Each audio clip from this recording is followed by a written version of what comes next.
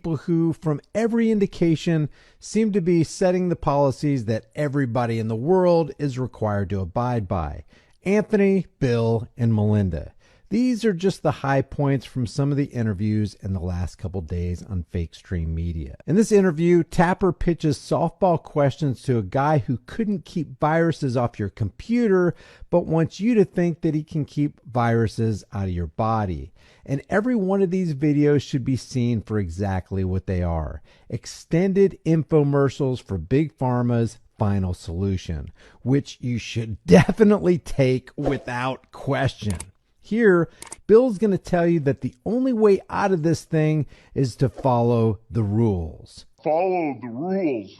His rules. We're seeing record high cases, deaths, and hospitalizations in the U.S. right now, and those numbers are climbing. How bad do you expect things to get over the next 3 or 4 months before the vaccine is widely available? Well, sadly, the next 4 to 6 months could be the worst of the epidemic.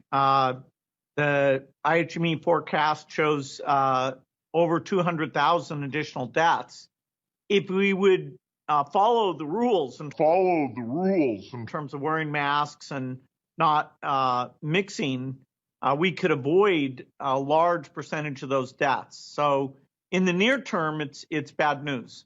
Right here, Poppy Harlow and this dude named Melinda Gates or something like that are going to try to convince viewers that any information that runs contrary to their information is misinformation, and that their Silicon Valley oligarch buddies at Big Tech need to take care of dissenting voices. Disinformation has been rampant, to say the least, throughout this pandemic.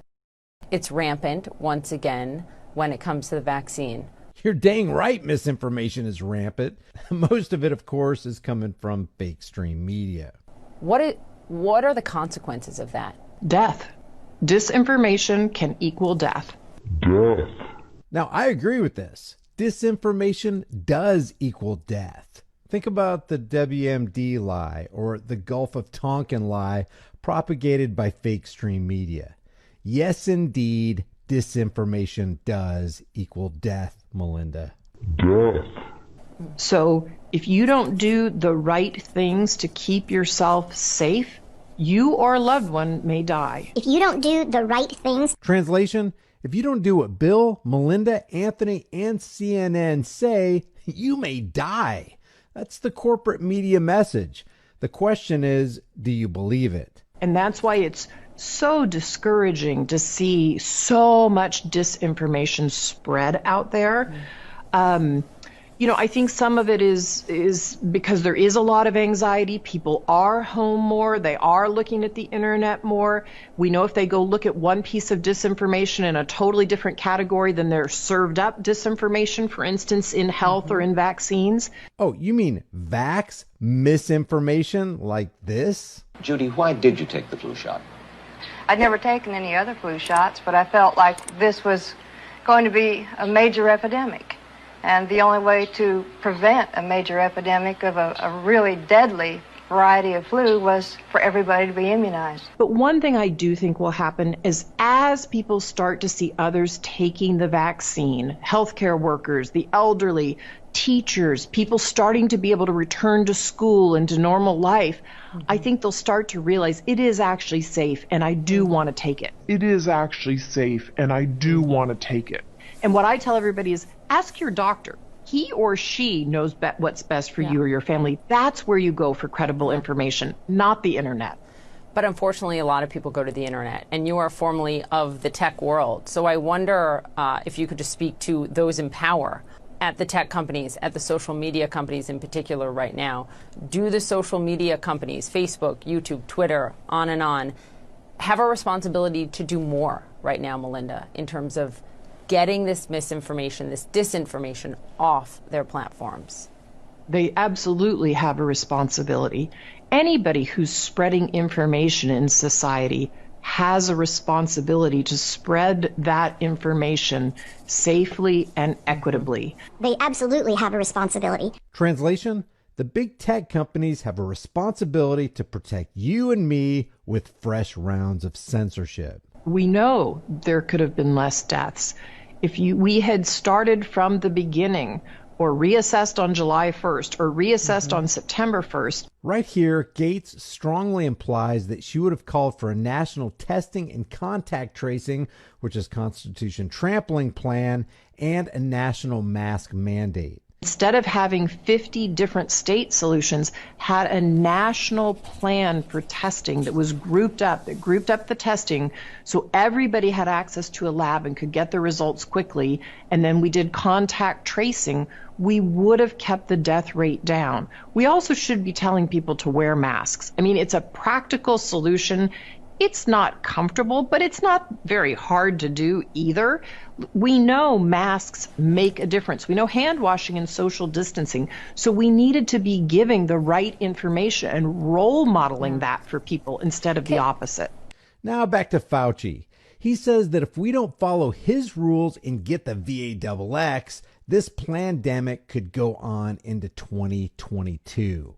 Can you ballpark for us, if everyone follows these rules, what's the earliest it could end combined with the vaccine? And if people really don't, you mentioned fatigue or outright defiance, how long could this go? Well, the last thing that you said, Ari, is the thing that is troubling to me, is that we have in our power and in our capabilities to do what it takes to end it from a public health standpoint until we get the vaccines in full effect, or we can go the other direction. We can say, you know, we're tired of this. We don't want to have any more to do with it, and it's going to get worse and worse. And we can say, I'm not particularly interested in getting vaccinated. So you could have the most efficacious vaccine in the world, and we're pretty close to that. 95% is pretty good. That's almost as good as the gold standard, which is measles, which is 98%. If we have a very efficacious vaccine, but only a relatively small proportion of the population gets vaccinated, this pandemic could go on well into next year, 2022. This pandemic could go on well into next year, 2022. If we don't do 22. that. Well, doctor, it's like they say, seatbelts don't work as well if you don't put them on. Well, that's exactly right. And what I'm saying... Yeah, great point, Ari. And if people don't want to put them on, we'll just punish them because they thought they were free to do whatever they wanted to with their own bodies. How dare they act like they're free? We could put an end to this in 2021 if we do the things that are right in front of us. Comply with the vaccine. Comply with the vaccine. And do public health measures. We could end it within the coming calendar year of 2021. Yeah. You got that, people? Comply with the VAXX. Comply with the vaccine. Right here, MSLSD is going to drive home the point that doing things Fauci's way is the right way.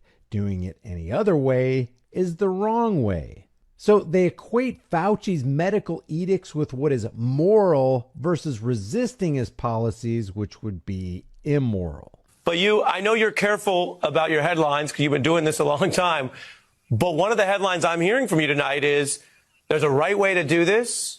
And if we do it the wrong way, we could significantly lengthen the very thing that so many people don't like, to say nothing of how horrific all the deaths are. You just told us this could go to 22 if we don't do it right. Well, before I lose, go ahead, sir. Yeah, I mean, no, I was just saying, it's probably turned into a soundbite, unfortunately, which I don't want it to be. I don't want to scare people. Doctor. I just want to tell them. Doctor, we would never take just one piece of you warning 22. We would never do that. No, I know you wouldn't. I know, Harry, you wouldn't, but others would. I'm saying that we will prolong this if we don't do it correctly. We will truncate it if we do it correctly. That's the message. Yep, that is their message. Now watch Bill grin while he talks about the devastating economic impact this thing has had on a whole bunch of people. And note that bump over his right eye. Is that thing getting bigger? You've been sounding the alarm on the threat posed by infectious diseases and pandemics for years. Even in your wildest dreams, did you think it would ever get this bad in the United States? No, I thought the United States would do a better job handling it. Overall, when I did the forecast in 2015, I talked about the deaths potentially being higher. So this virus could be more fatal than it is. We didn't get the worst case But the thing that's surprised me is that the economic impact in the U.S. and around the world has been much greater than the forecast that I made 5 years ago. Right here, Bill brainstorms on how to adequately propagandize people into taking the VAXX. A new Pew Research poll out last week showed that only 60% of the American people say they intend to get vaccinated. That includes less than half of Black Americans. How worried are you about the reluctance of Americans to take a vaccine, particularly among minority communities? I think we have a real communications challenge that you've got to find out who do people trust, make sure they've got the data. I hope as people see it this vaccine rolled out and reducing the death rate, reducing transmission to people you care about, that 60% number will go up. You know, for some jobs, like working in a nursing home, the government could decide that it's important for those people to be vaccinated. The government could decide that it's important for those people to be vaccinated. And right here, Bill promises that he will, quote, visibly take the vaccine when it's his turn. President-elect Biden joined with former Presidents Obama and Bush and Clinton, suggesting that they would all take the vaccine publicly. Are you considering doing the same? No, I'll do the same. When it's my turn, I'm not going to budge. But when my turn comes up, I will visibly take the vaccine. Because I think that it's a benefit to all people to not be transmitting. Leave a message in the comment section. Do you think Bill will actually take his own genetically modified final solution? Before I go, I leave you with this from 60 Minutes expose back in the 1970s. The information form, the consent form, was also supposed to warn people about any risks of serious complications following the shot. But did it? No, I had never heard of any reactions other than a sore arm, fever, this sort of thing. Judy Roberts' husband, Gene, also took the shot. Yes, I looked at that document. I signed it. Nothing on there said I was going to have a heart attack or I can get Guillain-Barré, which I never heard of. What if people from the government, from the Center for Disease Control, what if they had indeed known about it? What would be your feeling? They should have told us. Did anyone ever come to you and say, you know something, fellas? There's the possibility of neurological damage if you get into a mass immunization program? No. No one ever did? No. Do you know Michael Hatwick? Yes. Mm-hmm. Dr. Michael Hatwick directed the surveillance team for the swine flu program at the CDC. His job was to find out what possible complications could arise from taking the shot. I think the government knows it's wrong. If it drags out long enough, that people will just give up. Let it go. I am a little more adamant in my thoughts than my wife is, because I told Judy to take the shot. She wasn't going to take it, and she never had shots. And I'm mad with my government because they knew the facts, but they didn't release those facts because if they had released them, the people wouldn't have taken. And they can come out tomorrow and tell me there's going to be an epidemic, and they can drop off like flies next to me. I will not take another shot that my government tells me to take. Meantime, Judy Roberts and some 4,000 others like her are still waiting for their day in court.